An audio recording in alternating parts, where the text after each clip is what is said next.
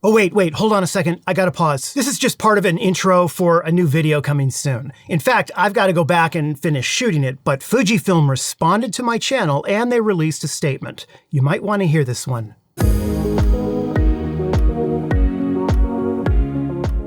Hi everyone and welcome to Pal to Tech. Several days ago, I published a video called Fujifilm, We Need to Talk. And in that video, I discussed two significant concerns that my audience members have been communicating with me with increased frequency. First was the issue of autofocus in X, XH, and GFX cameras. And second was the issue of firmware updates. I also touched upon my belief that a number of Fujifilm X series of camera users have been feeling more left behind. And this is mostly based on their perception that Fujifilm may be headed in a different direction. Well, the very next business day, Fujifilm camera division managers and their staff held a meeting to review that video. I wish I'd been a fly on the wall in that room. They also provided the video to the team in Japan, not so much to watch the video, but rather to read and review all of your comments on the video since it went live. Then, later that day, leaders of their North American camera division reached out to me directly. They requested a video meeting between myself and them to specifically discuss the issues that I had talked about in the video. And so I met with them for well over an hour. Now, I'm not going to name specific individuals that were at the meeting, not because they asked me not to do that, but because I don't feel that would be appropriate. I intended for that meeting, and I did, speak very frankly with them. But I also wanted no specific individual or department to be put in the spotlight. What I will tell you is that these are key camera division employees and managers at Fujifilm, and more significantly, they have very close access to decision makers in Japan. So first off, good, bad, or otherwise, the feedback that you provided, the comments that you wrote with the previous video, I can tell you with 100% certainty that they've been read. And I can also tell you that as new ones come in, they will also continue to be reviewed by quite a number of people at Fujifilm. During our actual meeting, I was surprised, in fact, while I was watching their facial expressions and I was listening to the tone of their voices, I was surprised at exactly how much they were concerned about what I would call the common overall feedback that they were able to see from the video and from your comments. Yes, they've been aware of these issues before. That was no surprise to me. I think what was different this time was that, well, first, it unexpectedly came from me.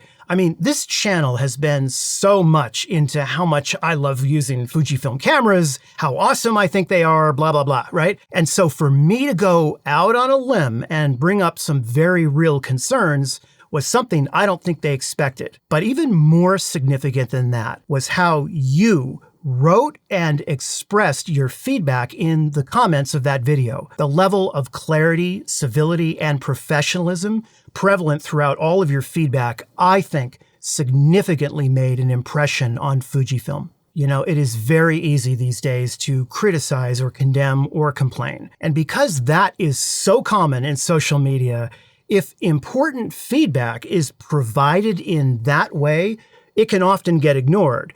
But this was different, and their entire vibe to me in our meeting reflected that. Throughout the meeting, I had to keep reminding myself that they were not allowed to discuss with me new products, cameras, lenses, or firmware updates that are being developed. But reading between those lines, I actually think they really wanted to, but they didn't, and they can't. One big topic that we discussed quite a bit was firmware updates. You know, Fujifilm has been known, and I mentioned this in the previous video, for their Kaizen philosophy of continually improving their products through firmware updates. I was pretty clear with them about the state of their camera firmware updates lately. A big part of our firmware conversations centered around the perception of lack of firmware updates versus significant firmware updates. So as an example, in the sheer numerical number of firmware updates, Fujifilm has actually been releasing quite a few of them. In fact, more than I thought. Again, from a numerical point of view, For example, the X-T3 camera has had about 23 firmware updates so far, the XH2S about 18 or so. But, and I say but, I think where we were able to find common ground in that meeting was my point about that it's not so much about the number of firmware updates, but the substance of the firmware updates. I drove that point home, and I think they were quite receptive to what I had to say about it. Same thing regarding autofocus, and I can tell you for sure that Fujifilm is very aware of everything that you said in the past few days, and probably longer than that, about autofocus. I mean, look, I am not the only YouTube channel or individual to speak out about autofocus, but I think that it was done in a way where they didn't feel offended by it.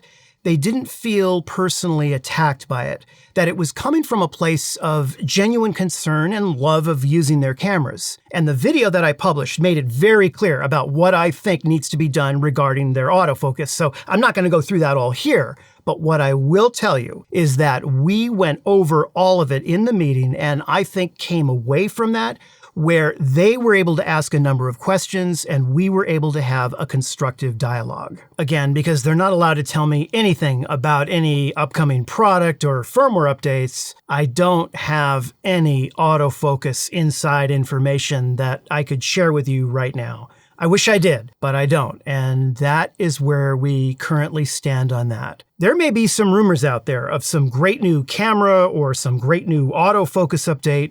I don't know. But when it comes to discussions with Fujifilm, all I care about is what they have already released and, more importantly, what they're currently communicating. And sometimes communication gets lost on both sides. Guilty as charged. For example, the divisional manager of Fujifilm's professional imaging group, Yuji Garashi, released a New Year's Eve message that I didn't see. And in it, he mentioned considering an ability for Fujifilm camera users to vote on upcoming lenses. I'll leave a link to that video down below in the description of this video so you can see what I'm talking about. So even I, in making the previous video, was unaware of this communication from a very high-up individual at Fujifilm. And speaking of communication, Fujifilm did release an official response statement to my prior video, which I'll read to you right now in its entirety. Chris is a valued media partner of Fujifilm. We watch every one of his videos and appreciate his honest opinions, feedback, and the incredibly detailed reviews, tips, and tricks he shares with you, his loyal audience. We love his passion for our brand. So, when we saw yesterday's video and read your comments, there was no doubt in our mind that we would address it. We are proud to have an incredible Fujifilm community that is comfortable sharing the good and the not so good with us. We are listening and taking action. We have shared this video and the feedback it has received with our colleagues at our headquarters. While, of course, we can't share specifics about future product advancements, please know that this feedback is reaching the right audience within Fujifilm. Thank you, Chris, and thank you, Pal2Tech subscribers, for sharing so openly. And rest assured, we are seeing, hearing, and acting on the feedback. So now, what's next? I mean, ultimately, will things change? I don't know. I mean, this all just happened. It's really too early to tell.